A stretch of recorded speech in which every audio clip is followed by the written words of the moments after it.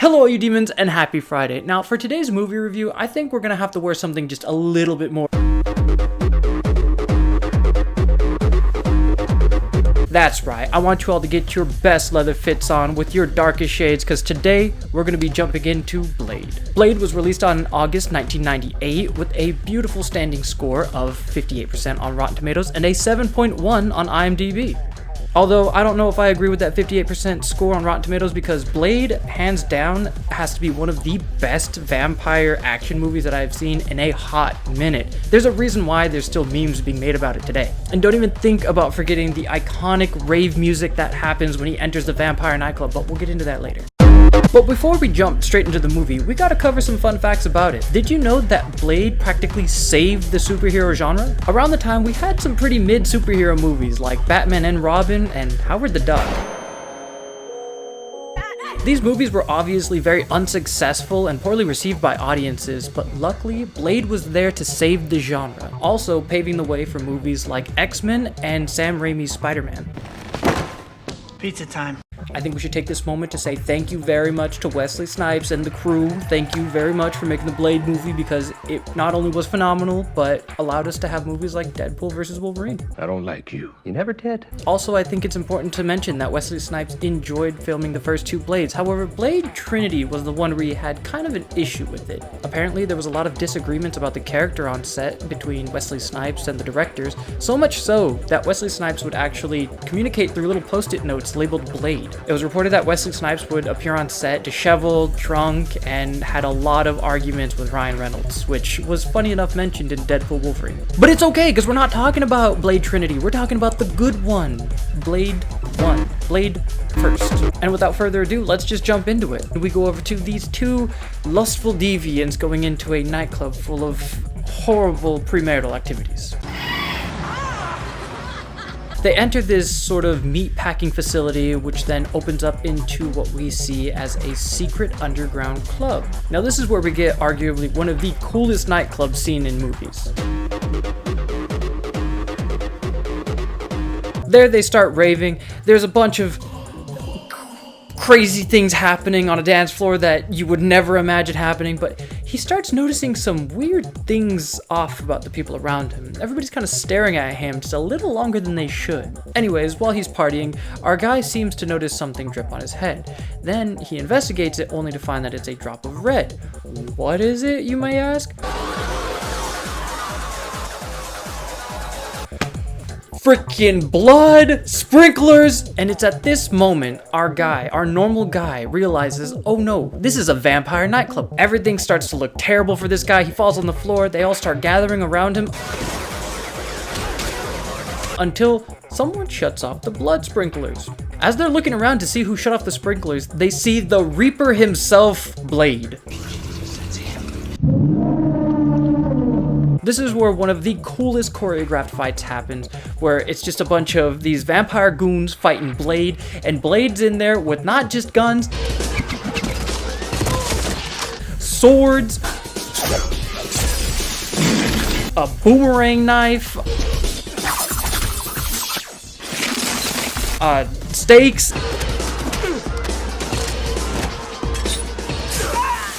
It's insane. Call it cheesy all you want for the time, but I think there is incredible merit to be given to these people and their just amount of skill that they put into these fight scenes. After Blade finishes killing all these vampires in insane ways, he's left with one main vampire goon that he interrogates.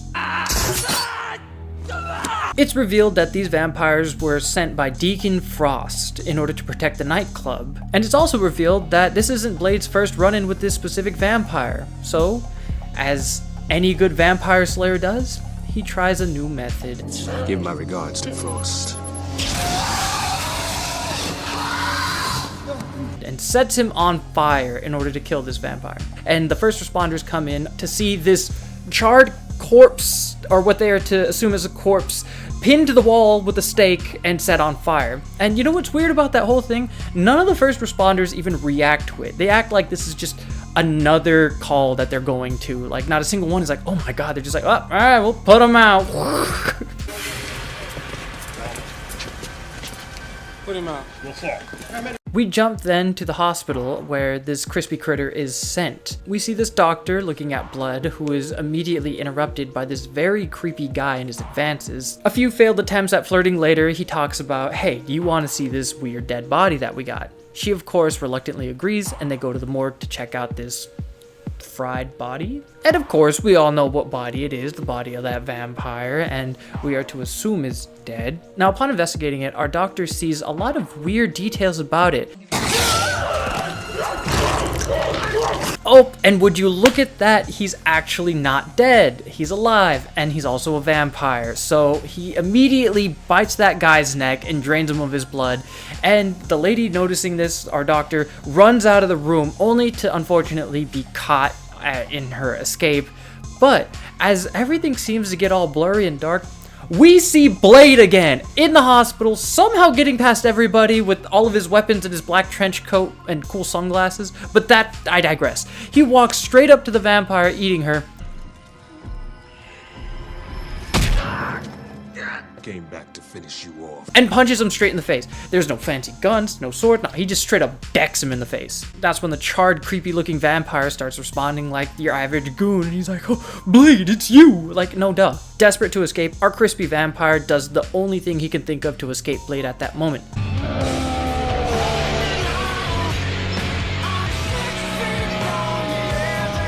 Jumps out the freaking window. And honestly, I don't blame him. I'd be doing that too. It's kind of funny though, because he lands directly into another ambulance, and this lady is just like, oh, like, oh my god!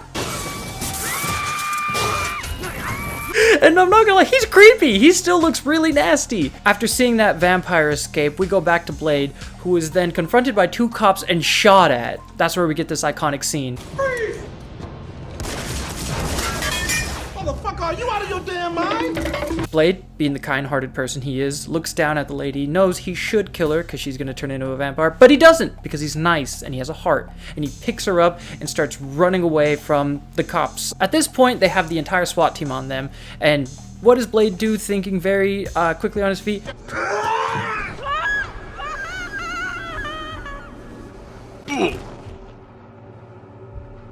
He throws her out the window onto the roof across from them, onto very conveniently covered and placed pillows. He gets to the other rooftop and it's revealed that she dislocated her arm, which is incredibly lucky considering she was tossed from one rooftop to the other. They make their great escape and they go to Blade's secret hideout. We're introduced to Blade's father figure known as Whistler, and he gives him the whole rundown of how he met her in the hospital, and Whistler says, Should have killed her then. Blade's got a heart, okay? Damn, let him be human a little bit. They get the bright idea to inject her with garlic. Yeah, so this is what we're gonna be working with here. I don't think that's okay, but who knows? Vampire logic.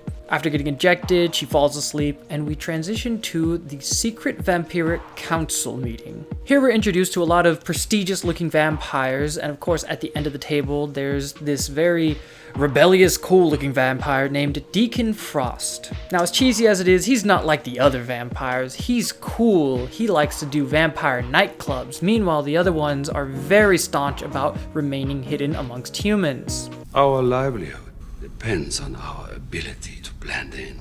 After our bad guys are revealed and the scene's established, we jump right back to Blade. It's revealed that this doctor that they have rescued is not just any doctor, but a hematologist. Turns out she's a hematologist. Which is incredibly useful in a vampire movie. It's also revealed that Blade needs to take an anti-vampire serum in order to not go full sicko mode vampire. She's still kind of weary of them, obviously, because they kind of just like kidnapped her and injected her with garlic, and she tries to sneak out, but she's quickly stopped by Whistler, and Blade, funny enough, just appears behind her holding the weird boomerang blade like, Blade, what are you gonna do? You just saved her life. You're gonna use that on her? Be nice. After they stop her from escaping, the scene jumps to Whistler trying to pump the car full of gas like a toddler, getting gasoline everywhere while very smartly smoking next to her. They give her the rundown of the situation of how they've been hunting vampires down for a while, the methods that they use, what works and what doesn't work, and they even introduce a cool new weapon of a UV light. Still heavy. But you're so big. And they give her some vampire mace that's just garlic and silver. Vampire mace. Keep your eyes open. Be careful. And like that, we jump right back to the evil bad guys, and it is revealed that Deacon Frost is trying to decode an ancient vampire script. And during this whole interaction between him and like the head honcho vampire, it gets a little weird, like kind of like close and touchy. What? You bore me. And he walks away like, But hey, it's vampires. They're always freaky in a weird way. We jump right back to Dr. Karen, our hematologist, going back home. At this point, she's kind of weary of everybody looking out, making sure that nobody's a secret vampire trying to hunt her down.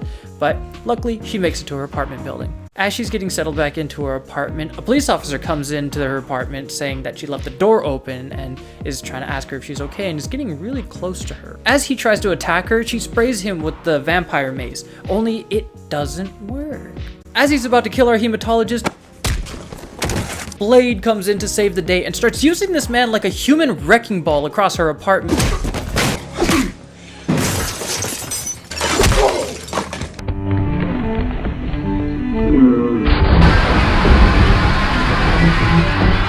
And destroying her shelves and her table. Blade then explains to her that this guy is actually a familiar sent by Deacon Frost to tie up his loose ends. After beating the crap out of the familiar, it's revealed that not only was he just a normal familiar, but a blood runner. One Clinic. I know this place. It's a blood bank. Owned by vampires, and there's one in every city. We are to assume that that's just somebody who delivers blood, I guess. But anyways, they then stake out his car for the night. It's revealed that Dr. Karen wants to stick around in order to be safe and to find a cure for her and Blade. Eventually, the cop familiar comes back to his car and starts to drive away. They follow him to what we are to assume is a vampire Yakuza hideout. This is when Blade starts to, again, explain the rules of what hurts them and what doesn't hurt them, and he hits her with... You know how to use one of these? Blade follows this cop familiar throughout the club, beating the crap out of anybody who stands in his way, and eventually they make it to the kitchen where Blade just decides to beat the crap out of him in there. And we get this funny scene where this random chef just gets like really scared and runs out, which kind of leads me to ask, like, is everybody who's employed by the vampires a vampire, or like do they employ normal people because like they're just really good at their jobs? Anyway, I digress. Blade beats him up for more information, asking where the archive is, only for the guy to say it's in the fridge. He says, no, really, it's in the fridge. Blade then kind of like gives him a look, opens the fridge, and oh, what would you know, it's in the fridge. This is where we get one of the weirdest and possibly most disturbing scenes in Blade. As Blade and Dr. Karen are heading down to the archives, they come across a gigantic vampire named Pearl. Now, from here, Pearl is on a video chat with Deacon Frost, and Deacon says, Pearl, your history. Have the good grace to die with some fucking dignity. But Blade's got some questions. This is when our cool UV lamp comes into play, and they burn this giant vampire whenever he starts to get a little cheeky with them. Actually, it's a video game. It's revealed to Blade that Deacon Frost is trying to uncode the entire vampire ancient language, and he wants to know how to get to the text that Deacon is accessing. What's in here? Nothing. It's just a storeroom, but you're wasting your time. There's nothing of importance to anyone. Then you won't mind if I take a peek? Blade blows up a secret wall, entering the room where you see a bunch of old ancient vampire scripts. This is where Blade is then jumped by a bunch of vampires.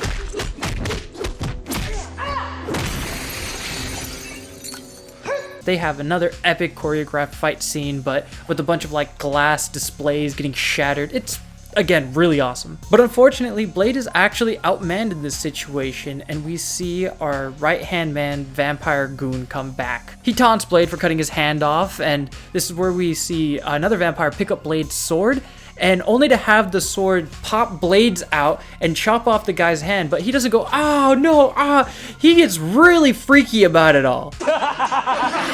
As things seem the bleakest, Blade is saved by Pop himself. Whistler comes in holding, I think, a machine gun and just completely airs the joint out. Catch you fuckers at a bad time? This is where Blade sees it as the perfect opportunity to get the hell out of there, get out of the archives, and as he's escaping, he just punches somebody randomly because She was a vampire anyways, but she wasn't even doing anything to stop them. They escape in a really cool scene where there's a subway between them and they have to like constantly dodge the subway, the electrified railing, and there's vampires coming after them. I think they did a really good job with the choreography, honestly. We also get this cool scene where Blade escapes the main vampire goon by pushing his face up against the subway as it's coming through, and you just see it like it's like Mortal Kombat status. Blade and the Doctor escape the vampires and they get back to Blade's secret hideout so that they can recover for their next attack, and this is when Whistler reveals to Dr. Karen Blade's backstory and how he has like all the benefits to being a vampire with none of the drawbacks, and he could walk around in the sunlight without any repercussions. The movie then jumps back to our vampire, Deacon Frost, putting on a lot of sunscreen. They start to walk onto this beautiful beach during sunrise, which sounds a little odd until you see the main leader of the vampiric council black-bagged on his knees. Frost delivers his whole villain's monologue where he reveals his big plan and pulls the leader's fangs out. The sun eventually rises and the leader not only burns to a crisp, but explodes. Deacon Frost returns to the Vampiric Council's table and throws the dead councilman's fangs onto the table, showing that he means business. We jump back to Blade in his hideout as he's walking back in and he notices something's missing. Not a single person is there. It turns out Deacon Frost and his goons have not only kidnapped Dr. Karen, but have brutally and fatally wounded his father, Whistler. Blade notices a VHS tape to Whistler's chest, and this is where we get a very tender scene between Whistler and Blade, where Blade is just kind of tenderly cleaning up his wounds, knowing that it's not really going to do anything, but he's still trying his best. Except Whistler, he calls him a stupid SOB and tells him to get out of here and to have Blade hand him his gun so that he can take himself out. Now walk away, you stupid son of a bitch. Yeah, Blade plays the VHS tape and it's revealed that Deacon has kidnapped Karen and he's got to go save her, but Blade is not having it. He is fed up with Deacon Frost and he is coming in for blood. It jumps back to Deacon Frost where we see Dr. Karen calling him an STD and a disease and nothing more. You just infected a virus, a sexually transmitted disease. I'll tell you what we are, sister. But during this whole interaction, Deacon Frost is hearing a lot of his security chatter over the radio, and they're panicking. You like the sword, the sword, exactly. Shit, yeah, you throw it in the air, catch it underneath. Exactly. Yeah, shut the fuck up! Things are not looking good for Frost right now. And who else is it? None other than Blade the Merciless. He is coming in fully armed to the teeth, just looking to absolutely tear into some vampires. Here we see more of the beautiful choreography that Blade has been nailing so far. During Blade's attack on the vampire compound, he's using these syringe bullets that not only just kill the vampires, but blow them up.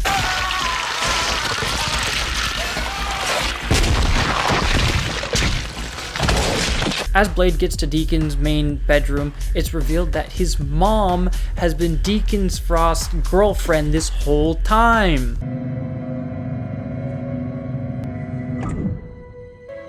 Eric? Completely caught off guard, Blade is then ambushed by tasers and is knocked out and transported to a different location. They put Blade in this blood-draining contraption in like a temple underneath some random abandoned warehouse, and they throw Dr. Karen in a pit. But not just any pit.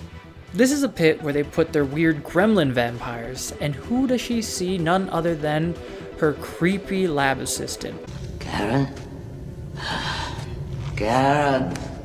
Oh, before he gets sealed in the sarcophagus that drains him of his blood, his mom gets really close and creepy with him. Like, really close. And she starts talking about how she's changed and how she's a new person and how the vampire are her people now. Deacon Frost starts the ceremony to summon the vampire god while Dr. Karen is trying to escape this very gross looking coworker that she used to have.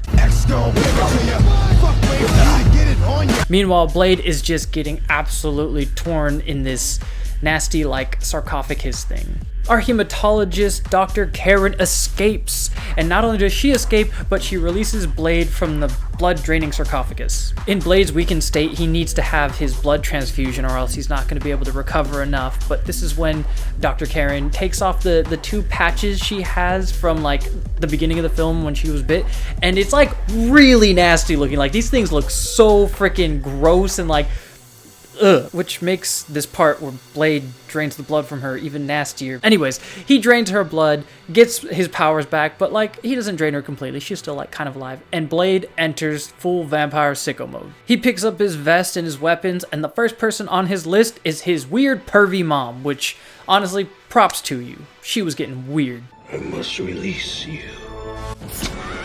After getting rid of Blade's weird mom, Blade and Dr. Karen go in to interrupt the ceremony. Dr. Karen steals a shotgun and decides to take on Deacon Frost's other girlfriend, and Blade appears in the middle of the ceremony. And that's when that right-hand man vampire then runs at him, charges him, and Blade doesn't even waste any time. I got 2 new hands, Blade. I don't know which one to use to kill you with. This next choreographed scene, though, is by far some of the most brutal combat you will see. This first guy gets turned into an absolute lawn chair.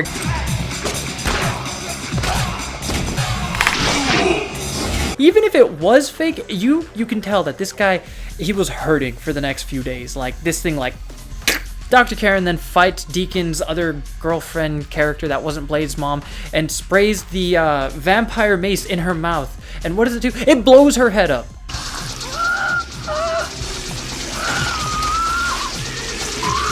I would highly suggest watching this whole fight scene in ×2 speed because it leads to hilarious moments like this. But that's okay, because the rest of the choreography makes up for it. This final fight scene between Blade and Deacon Frost is so well done.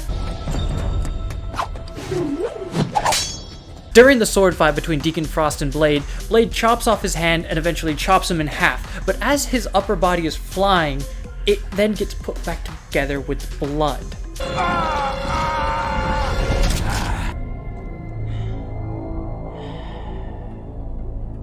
So, noticing that chopping him up isn't doing anything, Blade gets the bright idea to use his super cool vampire syringes that Dr. Karen made that make vampires explode.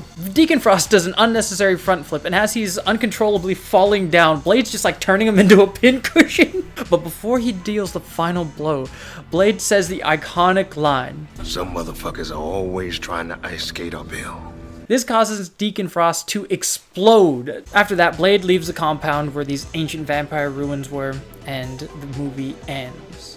Or does it? We see an epilogue scene that takes place in Moscow, where this vampire is starting to get really weird with this girl, and before he can bite her, Blade interrupts it, speaking Russian. And as they are about to fight, our movie unfortunately ends. But as it does, the credits give us some of the hardest jungle mix you have ever heard.